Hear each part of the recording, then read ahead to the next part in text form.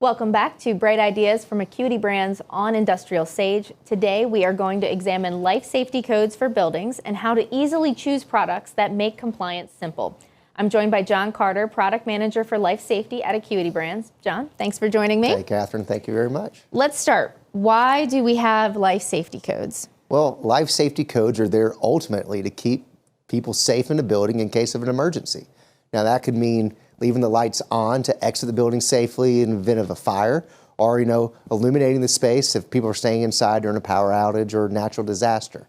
Now these codes apply to all building types, really with the exception of single-family homes. Now, these codes are there to make sure whatever products are deemed the emergency light in that space meet certain minimum requirements. Okay. That minimum requirement could be minimum illumination requirements, at least running for 90 minutes, and then you have testing and maintenance over the life of that fixture as well. Make sure it keeps working. Exactly. Now, to be a proper life safety product, it must have a UL 924 certification. So to get this certification, that fixture needs to at least have 1 foot candle on the floor for a minimum of 90 minutes.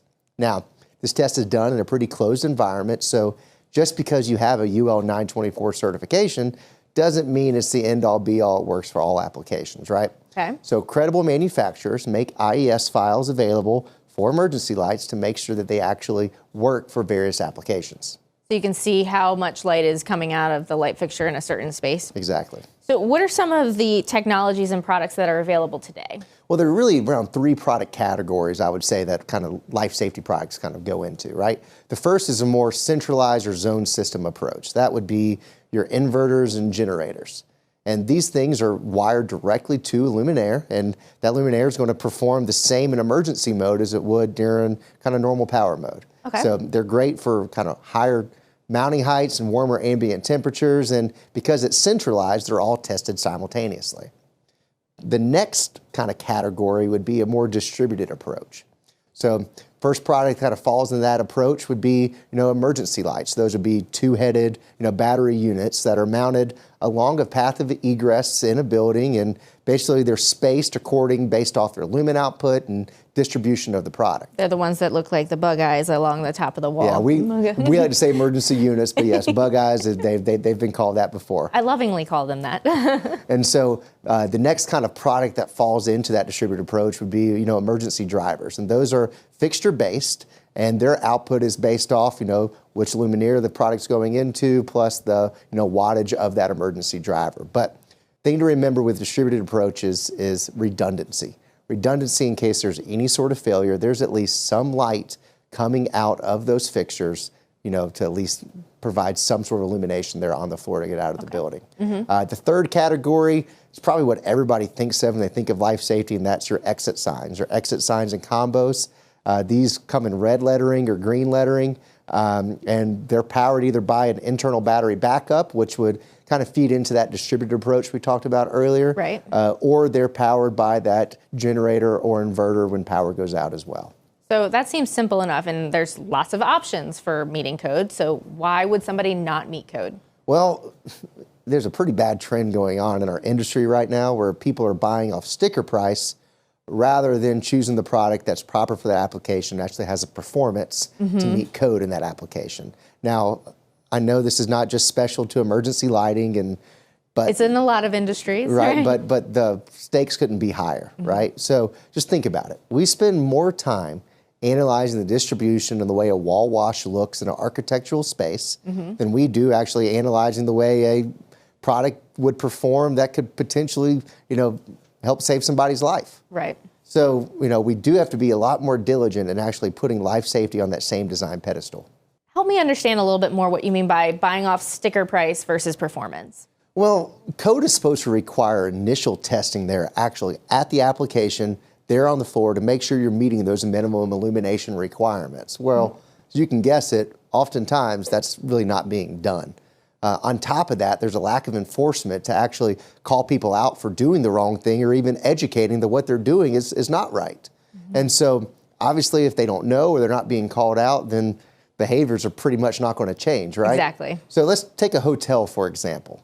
So when that building opened up, you'd have the inspector and you'd have the lighting designer agreed on an emergency layout that met code for that space. Now, let's say they chose emergency lights on 60-foot centers or so. Years down the road, they're changing out the light fixtures, they're changing out the emergency lights, and they choose a product strictly off the price, sticker price, or choose it off, the form factor. They're probably picking one at a time, maybe even. Exactly, and they don't care about the performance of the product. Well, now that original design of that, kind of agreed upon agreement is not there anymore. Right, so it's now not meeting code anymore. You could assume that. So what do electrical distributors, contractors, building owners need to know first? Well, ultimately, there's kind of three things they need to think about when, meeting code, right? First of all, they need to understand their local AHJ's interpretation of the code. Now, an AHJ is an authority having jurisdiction. Now, that could be your building inspector, electrical inspector, or fire marshal. Okay. And although there's these national minimum codes, that AHJ has ultimate authority in interpreting that code for their local area.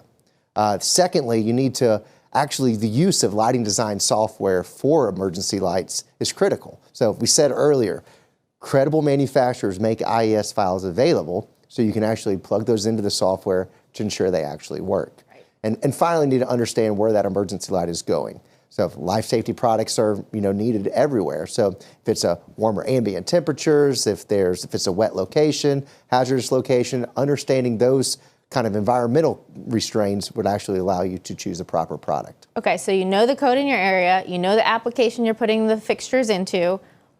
Now it's time to select the products. What are the key items to know? I feel like I've said a lot, so let's just make it very simple. Three simple questions. What is the mounting height of my product? What is the spacing of my product? In other words, how far apart of each one of these emergency lights spaced? And number three is, where's this product going into? What's the environment this product's going into?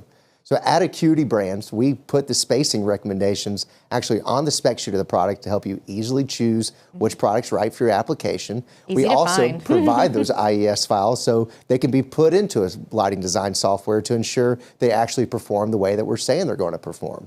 We do this so that you can properly employ these products and ultimately, create a safer place for the occupants in your building. So, obviously these products can play a pretty critical role in the event of an emergency, so you do want to make sure you're using someone you trust. Great. Really great information. Makes it super easy to boil down and meet the code for your area and your building. Thank you, John. Appreciate your time today. Yep. Join us for our next episode. We will sit down for an executive spotlight on Gray Bar.